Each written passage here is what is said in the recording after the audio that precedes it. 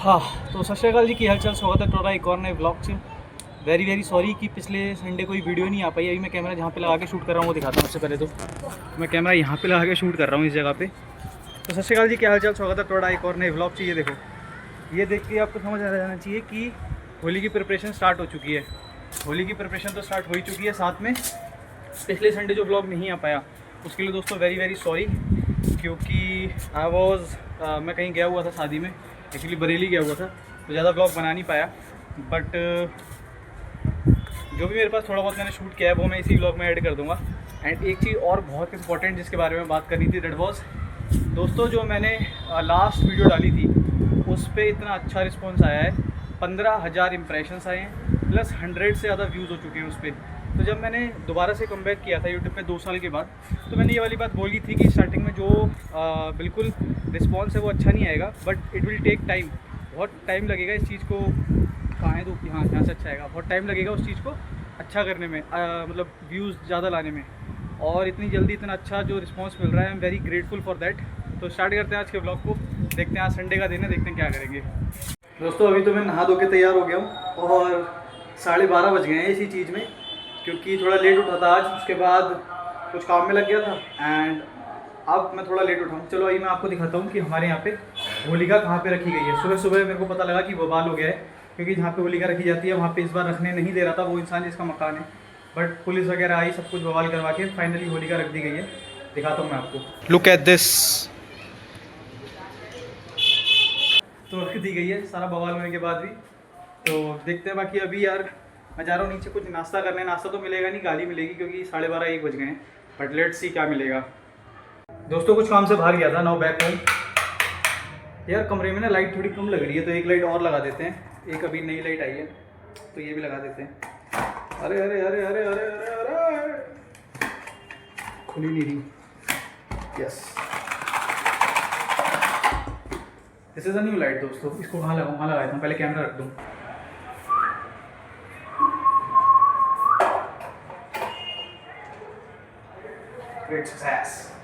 दोस्तों एक चीज़ और, मैंने ना आपको ये विंडो ओपन करके नहीं दिखाई आज तक। तो मेरे कमरे में विंडो भी है जिसको मैं ढक के रखता हूँ हमेशा, क्योंकि बगल वाला मकान बन गया है। पहले ये हमेशा ओपन रहती थी, बट जब से ये बगल वाला मकान बना है इसको मैं ढक के रखता हूँ। दिखाऊँ कैसे, ये विंडो है, बहुत प्यारी विंडो थी, बहुत अच्छा व्यू आता था, बट अब ख़त्म कहानी। अभी ऐसे ढकी रहती है दोस्तों। बाकी दोस्तों अभी मेरे को थोड़ा ऑफिस का काम करना है, 2 रिपोर्ट बनानी है 2 क्वार्टर की। अकेले मेरे को ये काम सौंपा गया है, तो मैं कोशिश करूँगा अपने एंड से अच्छे काम करूँ, अच्छे से अच्छा रिजल्ट दूँ, जिससे मैं एक अच्छा एम्प्लॉई बन पाऊँ। Sorry man, sorry. ये एम्प्लॉय वाले काम हमसे होते नहीं है, बट क्या करें दोस्तों, करना पड़ता है, क्योंकि इंटर्नशिप पे हैं दोस्तों। इंटर्नशिप वालों का तो इंटर्नशिप वाले ही जान सकते हैं। तो लैपटॉप कर लिया मैंने ओपन, यहाँ लगाते हैं चार्जर, बैठ के यहीं काम करेंगे 1-2 घंटा। और अभी मेरे को भूख भी नहीं लग रही, भूख लगेगी तभी मैं कुछ ना कुछ खाने जाऊँगा। तो अभी तो काम ही करते हैं। आप देखो टाइम लैप्स दोस्तों।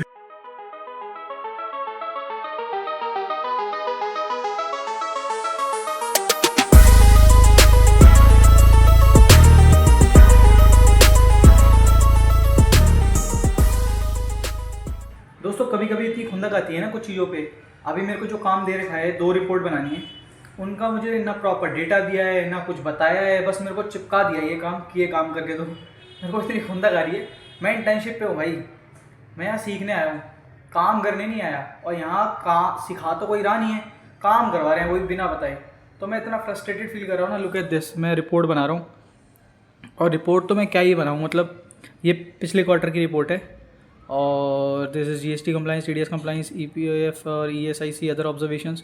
तो मैं इसमें क्या बनाऊँ, जब तक मैं खुद ऑब्जर्वेशन नहीं निकालूंगा, जब तक मैं खुद ऑफिस विजिट नहीं करूँगा, जहाँ पे इनकी फैक्ट्री है वो विजिट नहीं करूँगा, तब तक मैं क्या ऑब्जर्वेशंस निकालूंगा बताओ, और रिपोर्ट में क्या डालूंगा। ऐसे थोड़ी ना होता है। अबे यार, मतलब इतनी खुंदक आती है ना कभी कभी। संडे का दिन है, मैं बैठ के ये काम कर रहा हूँ। हट, मैं तो नहीं कर रहा, हटा। गुस्से में मैंने बोल तो दिया, लेकिन काम तो करना ही है। वो कहते हैं ना, ये जो गरीब हुआ है ये अपनी सोच से सारा गरीब हुआ है। Later that same evening. दोस्तों अभी शाम हो चुकी है, नीचे चल के देखते हैं कि चाय नाश्ते में क्या है। बाकी मैं सो गया था यार थोड़ी देर, तो अभी सो के उठा हूँ। मम्मी के नीचे से कॉल आया कि एक बार ऊपर आ जा, एक बार नीचे आ जा।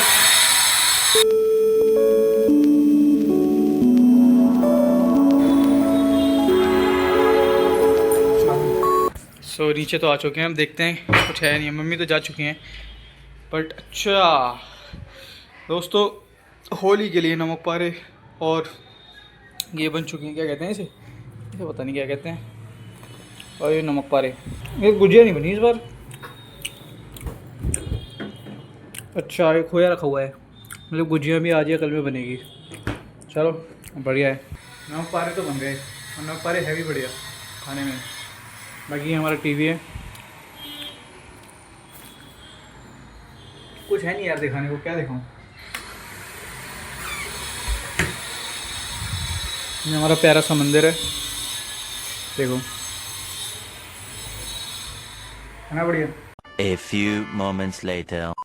दोस्तों अभी मैं जो रिपोर्ट बना रहा हूँ उसमें एक क्वेश्चन अराइज हुआ है, मेरे दिमाग में भी आया तो मैं भी सोच में पड़ गया, और सेम क्वेश्चन मैं आपसे भी पूछ रहा हूँ, तो सोच के जवाब देना और कमेंट सेक्शन में बताना आपको क्या लगता है, ठीक है। तो एक पॉइंट है, एक एग्जांपल से समझाता हूँ। मान लो एक कंपनी है जिसका नाम है कोहिनूर आर्मी प्राइवेट लिमिटेड, ठीक है। अब कोहिनूर आर्मी प्राइवेट लिमिटेड जो है वो एक NBFC से लोन लेती है।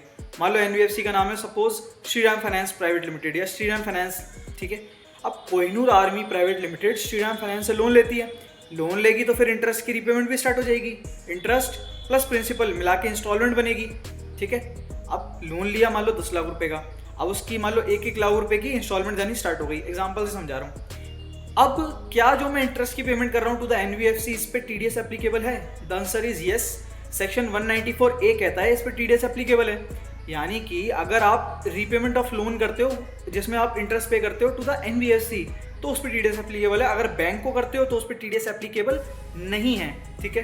तो अब NBFC को मैं पेमेंट कर रहा हूँ तो उस पर TDS एप्लीकेबल है, तो मैं TDS काट के पेमेंट करूँगा। लेकिन NBFC ने टर्म रख दिया कि जब आप रीपेमेंट करोगे लोन की तो पूरी पेमेंट करना, TDS डिडक्ट करना, पर वो अपनी जेब से डिडक्ट करके जमा करवाना, हमें जो पेमेंट करोगे वो पूरी पेमेंट करोगे इंक्लूडिंग TDS, ठीक है। लोन ले लिया, NBFC को पेमेंट करनी स्टार्ट कर दी, पूरी पेमेंट इंक्लूडिंग TDS, और जो TDS जितना कटना चाहिए था वो काटा और अपनी जेब से जमा करवा दिया टू द गवर्नमेंट 194A में। अब ये TDS इकट्ठा होता रहा, अक्यूमुलेट होता रहा, और जब भी NBFC ने टर्म रखा कि जब भी लोन का टेन्योर खत्म होगा पूरा, तो जो भी टोटल अमाउंट होगा आपका TDS का वो हम आपको रिफंड कर देंगे, ठीक है। तो इफ आपको पूरा केस समझ में आया, तो पूरा केस समझने के बाद ये बताओ क्या ये एक वर्किंग कैपिटल का लॉस है कंपनी के लिए?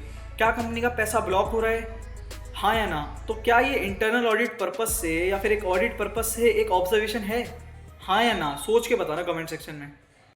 दोस्तों ये बज रहे हैं रात के 12, मैं डिनर करके आ चुका हूँ और अभी लैपटॉप लेके बैठा हुआ हूँ।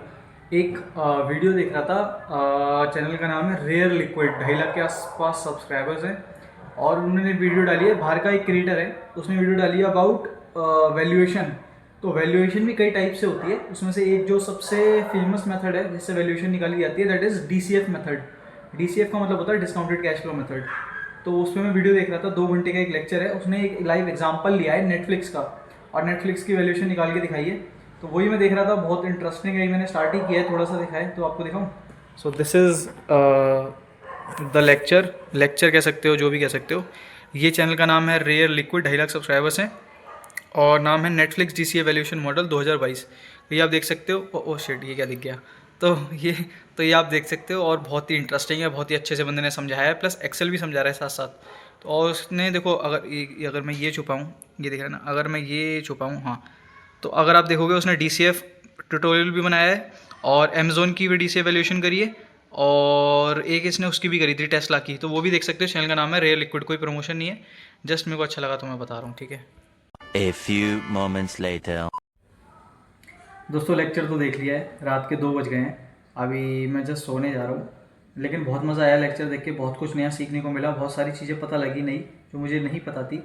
उसके अलावा यही चीज़ें देखो जो मैं नया सीखता हूँ वो मैं आपके साथ डिस्कस करता हूँ। आज मैं रिपोर्ट बना रहा था तो उसमें भी नए नए पॉइंट्स आ रहे थे, तो उसमें भी दिमाग चल रहा था, है ना। तो मैं जो भी यार नई चीज़ें सीखता हूँ, जो भी करता हूँ, मैं आपके साथ कोशिश करूँगा और ज़्यादा डिस्कस करने की, जिससे आपको भी नई नई चीज़ें पता लगें, आप भी नई नई चीज़ें सीख पाओ, राइट। एंड इसलिए मैं हमेशा अपनी वीडियो में एंड करते टाइम बोलता हूँ ऑलवेज स्टे क्यूरियस। वो मैं ऐसे ही नहीं बोलता हूँ, उसके पीछे एक रीज़न है। चलो मैं आपको मिलता हूँ नेक्स्ट वीडियो में। नेक्स्ट ब्लॉग आएगा होली वाला ब्लॉग, बहुत एंटरटेनिंग ब्लॉग रहेगा और बहुत मज़ेदार ब्लॉग रहेगा, तो वो 2-3 दिन में आ जाएगा, ठीक है। तो मैं मिलता हूँ आपको अगली वीडियो में, तब तक अपना सेहत का ध्यान रखें, नई चीज़ें सीखते रहें, and as always stay curious. है।